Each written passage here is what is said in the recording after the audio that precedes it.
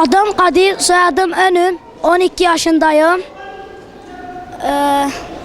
Buraya geldiğimiz için çok mutluyuz. Kur'an'ı ve dinimizi öğrenmek için gelmeyenleri de tavsiye ederim ki gelsinler.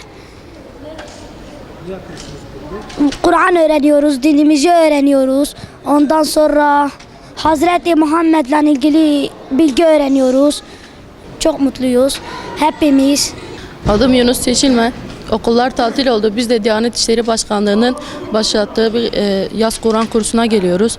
Burada Kur'an-ı Kerim'i öğreniyoruz, tecvidini. Sonra işte Kur'an-ı Kerim ayetlerinin nerede indirildiğini, nasıl indirildiğini, kaç ayet olduğunu, ne anlama geldiğini öğreniyoruz burada. Sonra Kur'an-ı Kerim'in tecvidini öğreniyoruz.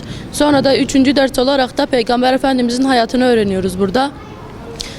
Kur'an kursumuzda böyle etkinlikler de oluyor bazen. Hocalarımız bizi maçlara falan götürüyor. Yani tavsiye ederim size Kur'an kursuna gelmenizi. Çok eğlenceli geçiyor. Mirem, soyadım Demirtaş. Camiye Kur'an öğrenmek için geliyorum. Camiye ilk defa gelmedim, birçok kez geldim.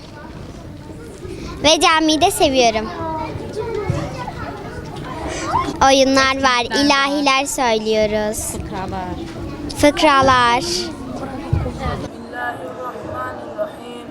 İnnellezîne keferû sevâun aleyhim eendertehum em lem tunzirhum lâ yu'minûn.